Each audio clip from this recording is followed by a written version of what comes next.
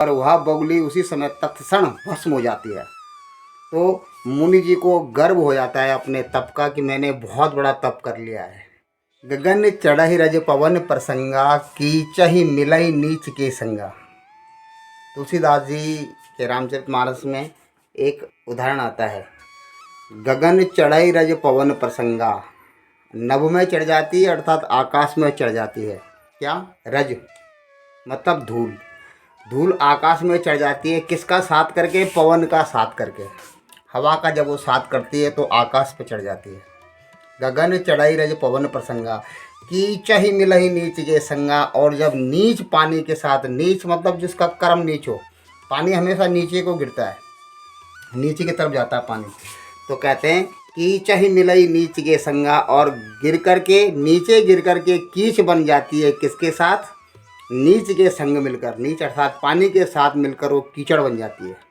धूल तो एक ही है, एक तो सातवें आसमान में चढ़ गई पवन का साथ करके, हवा का साथ चल करके, और कीचहि मिलई नीच के संगा, और कीचड़ बन गई, नीच का संग करके एकदम कीचड़ बन गई। इसी प्रकार से आपके जीवन में भी होता है। एक छोटा सा वाक्यांश, एक समय की बात है कि मुनि अगस्त मुनि जी एक बार कहीं पर यज्ञ कर रहे थे, बैठे हुए थे किसी पेड़ के नीचे, जप तप ध्यान में मगन थे।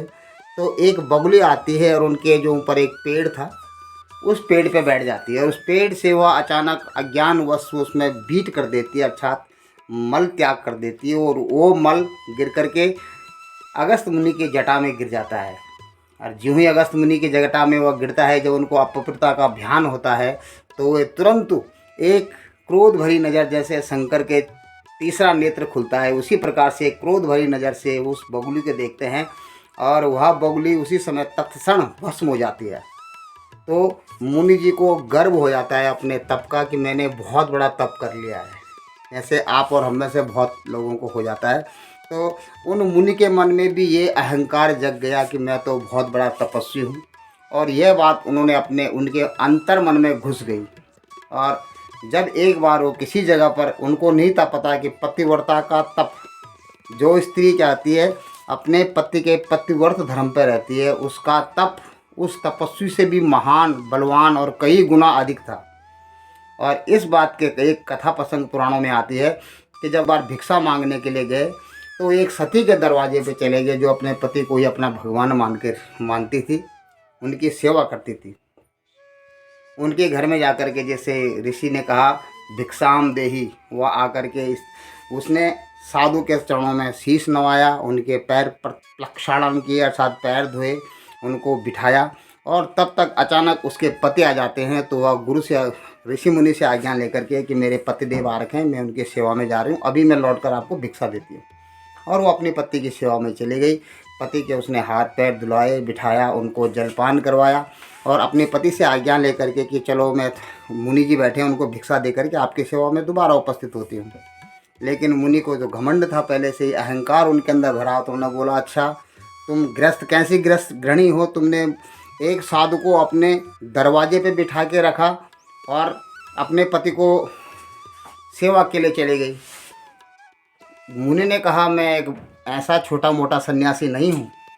अभी जो पतिव्रता थी उसने कहा मुनिदेव मुझसे जो भूल हुई है, हम ग्रस्त लोग हैं, हमसे भूल जाते, आप तो ज्ञानी इंसान हैं, आपसे इतनी बड़ी भूल नहीं होती है, मुझसे एक छोटी सी भूल हो गई, इसकी मैं आपसे क्षमा मांगती हूँ। मुनि कहते हैं नहीं। जब मुनि ने अपना क्रोध उनको दिखाया, अपना अहंकार, तो जो पतिव्रता स्त्री थी उसकी नज़र में उनका अहंकार आ गया। क्यों कि पतिव्रता स्त्री जो अपने पति की ही सेवा भगवान की तरह करती है, उसमें तीनों काल को देखने की शक्ति आ जाती है, तीनों कब क्या हुआ और आगे क्या होगा, ये गुण उसके अंदर ऑटोमेटिक आ जाते हैं, अपने आप ही आ जाते हैं, स्वतः आ जाते हैं। अब पतिव्रता ने कहा मुनि मेरा अपराध तो बहुत छोटा है, लेकिन आप ये मत समझें कि जैसे बगली को आपने एक नज़र देख के बगली को जला दिया है। मैं पतिव्रता नारी हूँ, मैं अपने पति की सेवा में संलग्न रहती हूँ और पतिव्रत धर्म का पालन करती हूँ। अब मुनि जी चौंक गए। मुनि ने सोचा जो एकांत का क्षण था, इसको तो किसी ने मेरे अलावा कोई जानता ही नहीं है, ये स्त्री कैसे जान सकती है कि उस समय मैंने बगली को देखा और बगली भस्म हो गई, ये कथा इसको किसने बताई, इसे कहाँ से पता चली। लेकिन जो पतिव्रता स्त्री होती हैं वो तीनों काल उनकी दृष्टि में कोई छुपा नहीं रहता है, ईश्वरीय दृष्टि उनकी हो जाती है। पतिव्रता स्त्रियों की जो श्रेणी आती है उसमें रामायण कहती है, उत्तम के बस अस मन माही, सपने आन पुरुष जगनाही, मध्यम पर पति देखई कैसे, भ्राता पिता पुत्र निजी जैसे।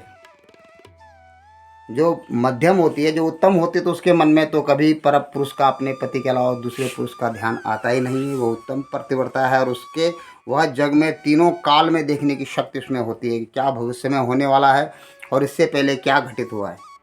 इसीलिए मुनि का, उस सती ने मुनि की बात का जो उत्तर दिया था उसको देख करके मुनि बिल्कुल ऐसे बोले कि सती, आपके अंदर इतनी, आप कौन सी तपस्या करती हो। वो बोलती है, मैं अपने पतिव्रत धर्म का पालन करती हूँ। और दूसरे में आता है, मध्यम पर पति देखई कैसे। जो मध्यम दर्जे की स्त्री होती है, पतिव्रता स्त्री होती है, वो दूसरे पति को कैसे देखती है, भ्राता पिता पुत्र निज जैसे। जैसे उसका भाई हो, अगर बराबर का है तो उसका जैसा भाई हो, बड़ा हो तो उसका जैसे बाप हो, और छोटा है तो जैसा उसका पुत्र हो। ये मध्यम पतिव्रता स्त्री के लिए बात आती है। और तीसरी पतिव्रता जिसे निकृष्ट स्त्री कहते हैं, उसे कहते हैं धर्म विचार समझ कुल रही। धर्म को विचार करके अपने कुल की मर्यादा को समझ के जो रह जाती है, पाप नहीं करती है, सो निकृष्ट तिया श्रुति अस कही। उसके लिए श्रुति कहती है कि वह निकृष्ट पतिव्रता स्त्री। साथ करने से, इस प्रकार से एक दूसरे का साथ करने से भी आजकल बड़ा दोष आता है। कहते हैं, साधु असाधु सदन सुख सारी, सुमरहि राम देह गनगारी। साधु और असाधु के घर में अगर तोता कोई पलता है, पाला जाता है, पिंजड़े में रखा तोता, तो साधु के घर में जो तोता रखा रहता है वह राम राम कहता है। देहि गन गाली, और गणिका के घर में जो तोता होता है, असाधु स्त्रियों के घर में जो तोता होता है, वह गाली देने का काम करता है, वह गाली सीखता है, क्योंकि उसके घर में गाली का ही प्रयोग होता रहता है। इसलिए आपने ध्यान रखना है। जैसे कहते हैं, गगन चढ़ाई रज पवन प्रसंगा, कीचहि मिलहि नीच के संगा।